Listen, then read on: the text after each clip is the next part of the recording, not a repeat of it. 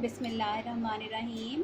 So dear students, last जो हमारा lecture था उसमें हम लोगों ने रेग्रेशन मॉडल को, सिंपल लीनियर रेग्रेशन मॉडल को डिस्कस किया था, उसके पैरामीटर्स को और जो भी उससे रिलेटेड उनकी इंटरप्रिटेशंस वगैरह थी उसको हम लोगों ने डिस्कस किया। और साथ में हम लोगों ने देखा था कि जो एस्टिमेटेड रेग्रेशन लाइन होती है वो expected value of Y equals to alpha plus beta X, और सैम्पल के लिए expected value of Y equals to A plus B X I के इक्वल हम लोगों ने देखी थी। अब ये लाइन जो एस्टिमेट करनी है, ठीक है, ये एस्टिमेट हम किस तरीके से कर सकते हैं या करेंगे, ठीक है। उसके लिए पहली चीज़ ये है कि सबसे पहले जैसे हम लोग इससे पिछले लेक्चर्स में देख चुके हैं, स्कैटर डायग्राम फर्स्ट टूल होता है ये देखने के लिए कि कोई रिलेशनशिप एग्जिस्ट भी करता है या नहीं। अब लेट से स्कैटर डायग्राम बनाई है, ठीक है। फॉर एग्जांपल मैं आपको ये हमने स्कैटर डायग्राम वाला जब टॉपिक किया था तो उसमें ये स्कैटर डायग्राम, ये डॉट्स हमारे पास आए थे, ये हम लोगों ने ड्रॉ की थी। अब इन पॉइंट्स को रिप्रेजेंट करने के लिए अगर हम कोई लाइन ड्रॉ करना चाहते हैं और हर बंदे को फ्री हैंड दे दिया जाता है कि तुम बताओ कि कौन सी लाइन जो है वो बेटर एस्टिमेट करेगी इस डाटा को, तो हर कोई अपनी मर्ज़ी से डिफरेंट लाइंस ड्रॉ कर सकता है। लेकिन जो डिफरेंट लाइंस ड्रॉ की गई हैं, लेकिन ये फैसला फिर कैसे होगा कि कौन सी लाइन जो है वो बेस्ट फिटेड लाइन है। बेस्ट फिटेड लाइन जो है वो ऐसी लाइन होगी जो कि ऑब्जर्व वैल्यूज़ को और उनको जब हम लाइन से एस्टिमेट करेंगे, ठीक है, उनके दरमियान जो स्क्वायर डिफरेंसेस होंगे वो जिसके मिनिमम होंगे, एरर्स के स्क्वायर्स का सम जिस लाइन के लिए मिनिमम आएगा उस लाइन को कहेंगे बेस्ट फिटेड लाइन। तो लीस्ट स्क्वायर मेथड हमें ऐसी लाइन प्रोवाइड करता है, ये एक ऐसा मेथड है जो हमें ऐसी लाइन प्रोवाइड करेगा, हमें पॉपुलेशन के पैरामीटर्स अल्फ़ा एंड बीटा के लिए ऐसे एस्टिमेट्स प्रोवाइड करेगा जिसकी बेस पे जो sums of squares of errors होंगे, जो sums of squares of residuals होंगे, जो sums of squares of vertical differences होंगे वो मिनिमम होंगे, लीस्ट होंगे, कम अज कम होंगे in comparison to the other methods of finding lines, ठीक है। सो लीस्ट स्क्वायर मेथड को अब हम लोग देख लेते हैं। Many possible lines could be fitted to sample data, जैसे अभी मैंने आप लोगों को दिखाया, but we choose that line which best fits that data. अब बेस्ट फिट्स हम किसको कहेंगे? The best regression line is obtained by estimating the regression parameters। regression parameters हमारी simple linear regression model में अल्फा एंड बीटा हैं, जैसे हम लोग देख आए हैं।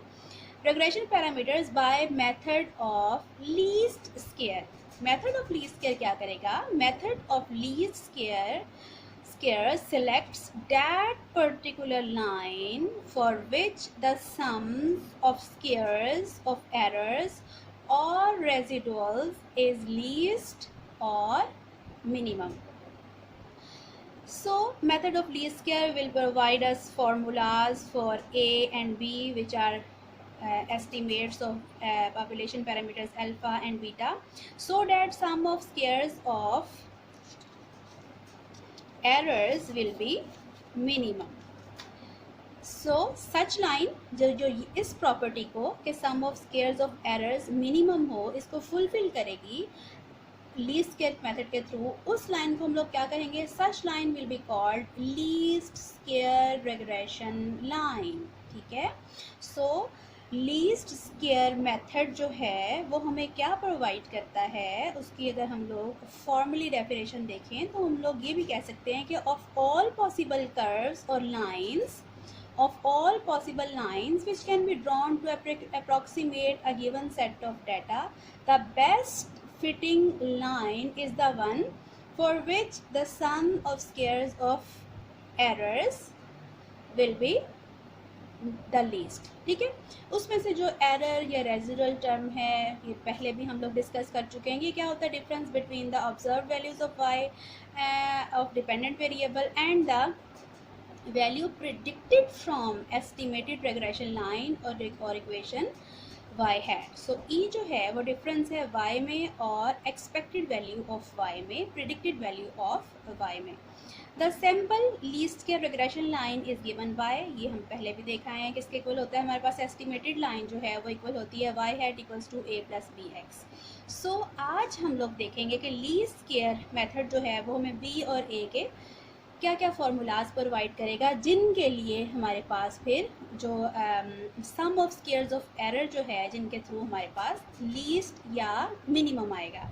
सो बी का फॉर्मूला, बेसिक फार्मूला, इसकी बेसिक जो फॉर्मेशन है वो याद रखेंगे। बी के न्यूमरेटर में क्या आता है, कोवेरियंस टर्म आती है, covariance between x and Y.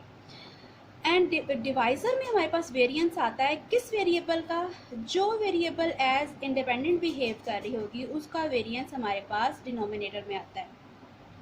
Lines अब तक जब भी जितने भी हमने पढ़ चुके हैं अब तक के लिए, उसमें हमने यही देखा है कि बाय डिफ़ॉल्ट y को हम डिपेंडेंट वेरिएबल कंसीडर करते हैं और x को हम इंडिपेंडेंट वेरिएबल कंसीडर करते हैं। सो जब तक स्पेसिफाई नहीं किया जाएगा, हम बाय डिफ़ॉल्ट y को डिपेंडेंट वेरिएबल कंसीडर किया करेंगे और x को इंडिपेंडेंट वेरिएबल कंसीडर किया करेंगे। सो इस सेंस में जो हमारे पास इंडिपेंडेंट वेरिएबल होगी वो उसका वेरिएंस जो है, यानी कि x का वेरिएंस डिनोमिनेटर में और कोवेरियंस टर्म ऊपर आएगी। अब कोवेरियंस टर्म हम लोग पहले भी पढ़ चुके हैं, sum of x minus X bar, y minus Y bar over variance of y, यानी दोनों के डिवाइजर्स में n आता है, इसका भी n और इसका n आपस में ये कैंसिल हो जाएंगे।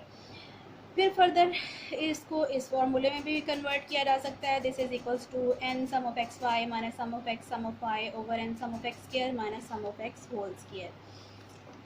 और इसी तरह से b जो है S X Y over S X square standard variance of x का स्क्वायर और ऊपर कोवेरियंस टर्म। इसी तरह से sum of x Y minus N X bar Y bar over some of x square minus sum of x bar square, ठीक है।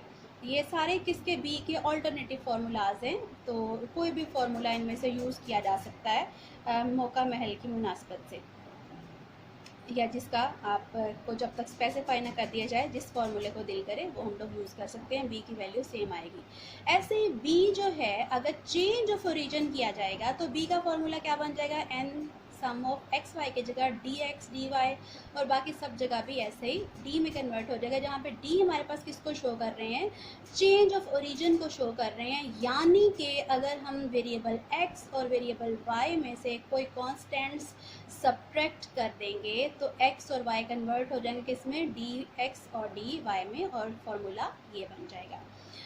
फिर जो है हमारे पास change of origin and scale दोनों अगर किए गए हैं तो उसका फॉर्मूला आ जाता है n sum of u v minus sum of u sum of v over n sum of u square minus sum of u whole square, where u हमारे पास किसके इक्वल होगा, x minus a over h के, और x minus ए हम लोग अभी लिखा है डी एक्स ओवर एच के इक्वल है। वी जो है वाई माइनस बी ओवर के इक्वल है, जो कि डी वाई ओवर के इक्वल भी लिखा जा सकता है।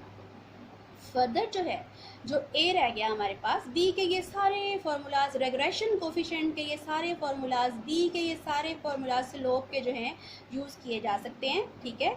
लेकिन उसमें से ये इन फार्मूलाज को मैं दोबारा भी एक्सप्लेन करूँगी, फ़िलहाल आप ये और इनसे ऊपर वाले फार्मूलाज पे रहेंगे।